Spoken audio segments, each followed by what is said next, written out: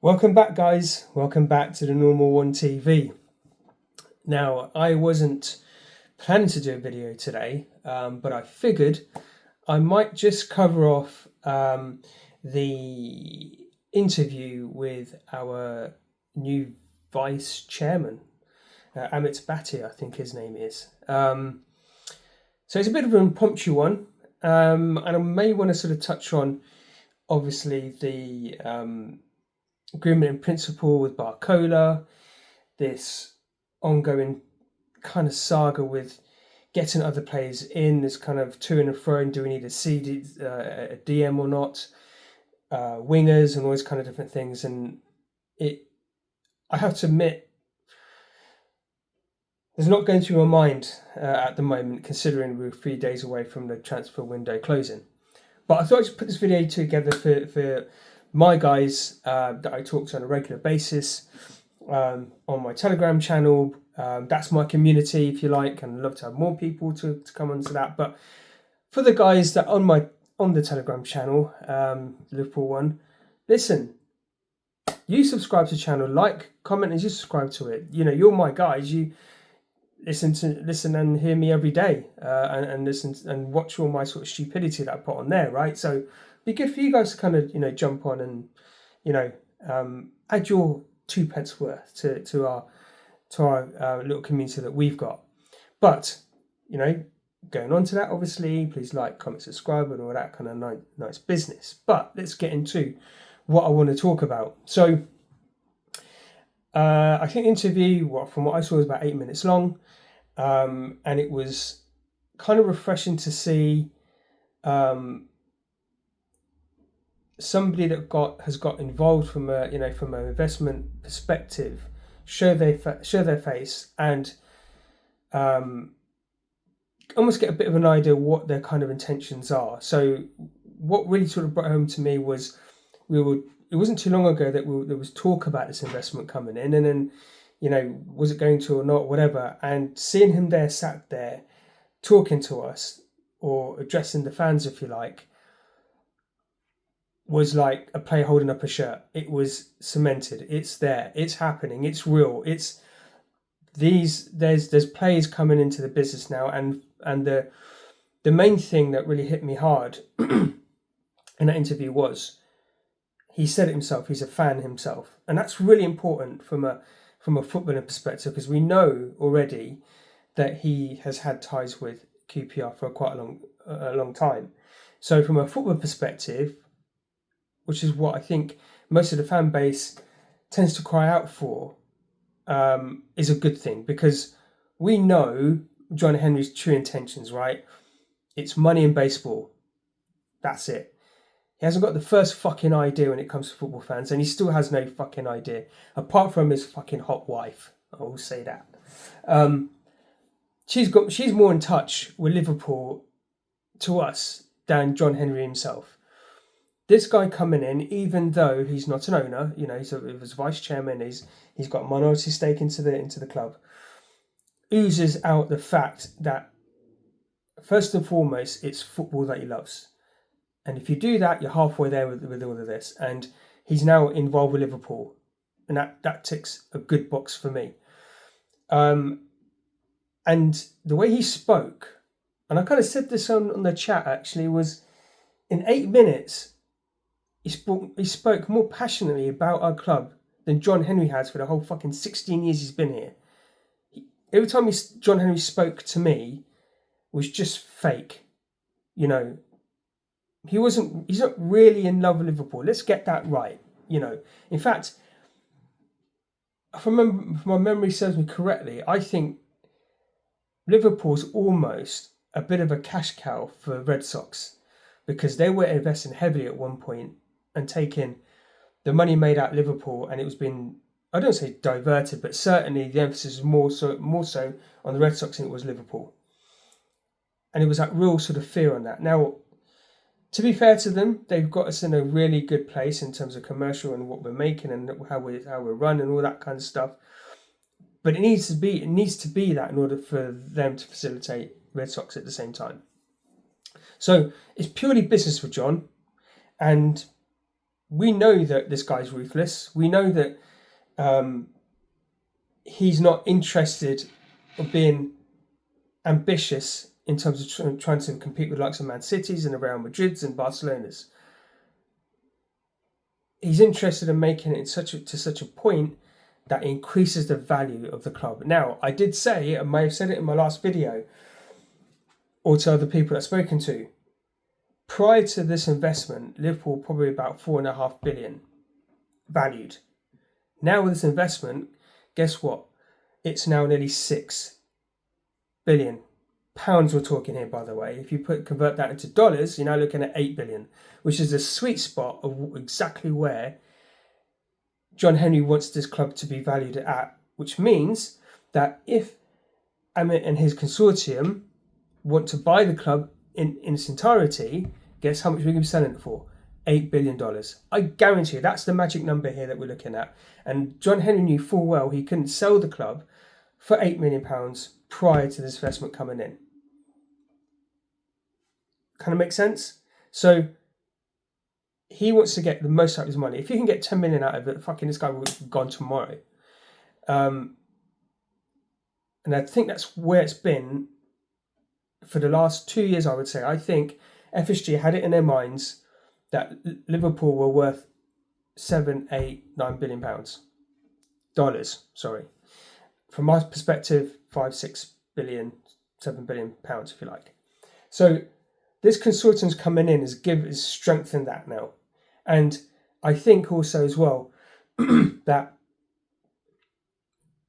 Amit Bhattia and the consortium are looking to purchase less than 12 months, I believe.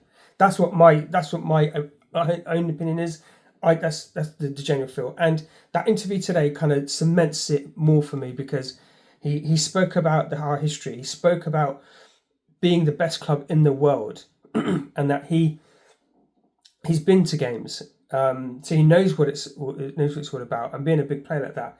This guy is screaming the fact that, look, I've taken my first step here in being part of an institution that's huge, and second phase would be to become an owner of Liverpool and take it to where it needs to be taken from a footballing perspective and a financial perspective, because it's been very financial, and secondary has been the football side, which is why in the period of time that FSG have been here, whilst we won quite a few trophies in that time, under Klopp, mind you, we've won 2 Premier Leagues in 15, 16 years, right?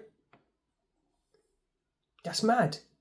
Considering that if you look at the ambition of Man City and Chelsea as well, they've won more titles in that time than we have. So, and that's what we're really lacking. I don't think FSG ever put the football first. It was all about the commercial side of the business. That's how they treated it. And I think this guy coming in will influence more of the football side. And he said all the right things, don't get me wrong. If I look at it objectively, on the other side of things, he said all the right things. But, as I said, in 8 minutes, I bought into him quicker than I did John Henry. And in fact, actually, the reason I bought into John Henry the first time around is because we were going into administration, so anybody was coming in was good just to save our club. So thank you for that, and I always made a point of that. But where we are and the evolution of football, where everything is like nearly £100 million for players and shit like this, you've got to compete on that level financially and from a football perspective. You win titles, you win cups, and all this drives revenue. Man City and Chelsea the classics for that. When they've been really successful on the pitch, guess what happens? Money starts to be chucked at you. Sponsors want to literally pull their pants down for you. All that has a domino effect. And this is where United fans don't get it. They've been so unsuccessful and they are suffering. They are in debt. And the owners there, okay, they run it differently since they want to pull dividends out of the club, right? We all know this. But if they were doing what Man City were doing, then that debt would be probably half quite easily, because it is a money generator.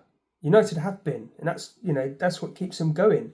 So they would be the most expensive club in the world. They'd be the most successful, valuable club in the world, if you like. But they're tailing off quickly, and they don't even realise it. But this is it. This is, we've been thankful. We've been lucky enough that we had club that brought all these kind of trophies in and that took us up to that level. And that was a bit by fluke in a kind of way, in the sense that we got the right manager that synced the fans, the team together, and he had ongoing battles with the hierarchy all the time. You know this, which is why he didn't get the players he wants to get in, etc., etc. And this is where we're at now. We need players in right now. We're a few days before the window closes. We need 4 players, and we're just dilly-dallying along. This Barcola thing is dragged on, which is mad, because I can't get the fucking arses straight. And it's not what we need. Now, I feel if Amit Bhattia was the owner, I don't think we'd be in this position. I think we'd got our players in. Barcola would have been sewn and tied up by now.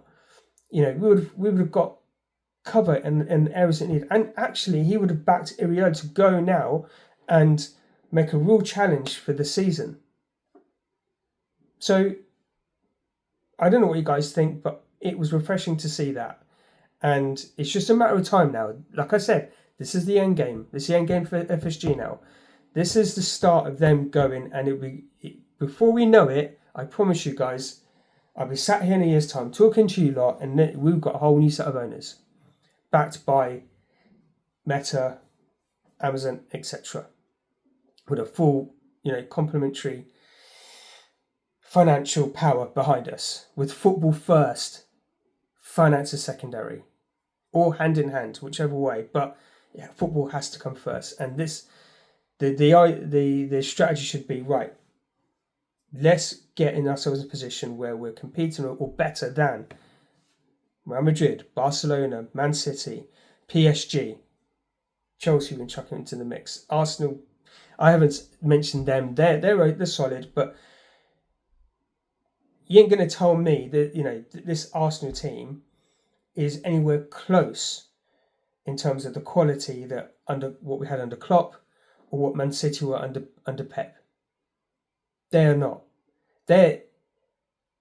I've been watching some of the YouTube content. They won this league and they're making out that nobody else has fucking done it.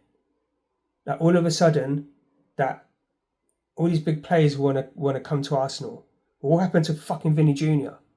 In fact, they said that that Barcola was one of their targets and preferred to move to Arsenal. Where the fuck is Barcola now? So I don't count Arsenal in. They're just fucking sports shits. So they sit over there. But certainly, I want us to be the team that's talked about. They've got the finances in order. We're doing it correctly. We've got the right players in, and we've got the right owners in there to take us to that next level. And as I said, in that 8 minutes, I got sucked into it. I liked what I heard. He's going to be there on Saturday. He's been there before, and fuck me, John Henry's going to be there. Like he's not been at Liverpool for fucking 2 years. So that's another significant thing. Why is John Henry now fucking rocking up to this place when Batty's been there before? He could have got himself a ticket. He could easily got. Now he's vice chairman. He could easily get tickets for that. Don't need fucking John Henry to invite his ass over. So it's telling for me. It's telling. This is for me the seeing that interview, Batter being the game with John Henry, for example. All these little things are all directed at things are happening fast in terms of the takeover, but it's fucking slow on the transfer front. It really fucking is. And fuck me, just please announce Barcola and get it fucking done, so we can move on from that. And let's get another couple of wingers in. Let's get a fucking DM in and another central defender in. Let's get that done. I don't care. Let's get bodies in there, because to win this fucking league, and we're in competitions again, we need that depth. And we are, like we did last season, we struggled, and we're putting fucking Zabozlai all over the fucking place. Surprised they didn't stick him in fucking goal, but that's down to Slot, I suppose. But anyway, I found it interesting. I know that some of you don't, and that's fair. We all got our own sort of thoughts and feelings, right? I think it's good. I think he came across really well. He articulated himself really well. He didn't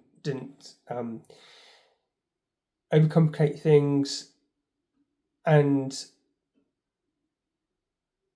the kind of we've seen John Henry before when he's been interviewed, and he talks like a politician. He really does. He doesn't really answer anything. You know, he's not interested. He checked out a long time ago. This guy is interested. He's young, he's hungry, he's got the backing. And I think, you know, once he's in place, because I think he will be, once he's owner, I think we're going to see a dramatic shift. I think we are going to see a guy who's going to be absolutely in love with which you can tell he's really in love with the place. You know, and he's right. What he says, we're one of the biggest clubs in the world. You know, as far as England's concerned, we are the biggest in terms of what we've won, what we've historically, etc. There's only Man United that can come close to us in that sense. So there's a real honour there. And do you know what he said actually that really kind of turned my head? And it's an old Spider-Man cliche. He said, "But with all this great responsibility, with all great power comes great responsibility." He gets it. Trust me, he gets it. And yeah, feed me more of that stuff. Feed me more. Look, I just want to now see between now and next week, we've done all our business, what we can, whatever that looks like, because we know that fucking Richard is a bozo, and so is fucking Flash Gordon. It's a bit of a mess in terms of our recruitment side of things, but certainly we do need Barcola to come in and get that sorted, and we do need a DM. If we get those two positions at the very least, we can make do around it. We're not going to win the league this year. You know, you just have to get to the bare minimums of things, and go from there, really. Anyway, guys, tell me what you think of the video. Do you agree, disagree? What your thoughts are? You know, it's a bit bittersweet. I think we're on the cusp of something really, really exciting. At the same time, it's a bit shit because of obviously that we're still sitting towards the end of the big the main transfer window of the season, and we're looking like absolute bellends. You know, this Man City are still buying players as we fucking speak. Chelsea is still doing it. To an extent, Arsenal as well. They're talking. Well, we're just dragging our feet, and it's annoying. And you know, what the fuck are we actually doing? It's frustrating, guys. It's annoying. Yeah, it pisses me off a little bit, and we've just got back Areola. He's got a hard task in front of him. He's got to turn his players into winners, really. And time will tell how he's going to cope. And again, I like the way that Areola talks, says all the right things, and I think he can develop these players, most definitely compared to Slot. But tell me what you think of the interview. Tell me what you think of this video. Thumbs up, thumbs down. Tell me to fuck off. I don't know. But yes, guys, listen. Thank you for tuning in. Thanks for listening to me. And as always, you never walk alone. See you in the next one.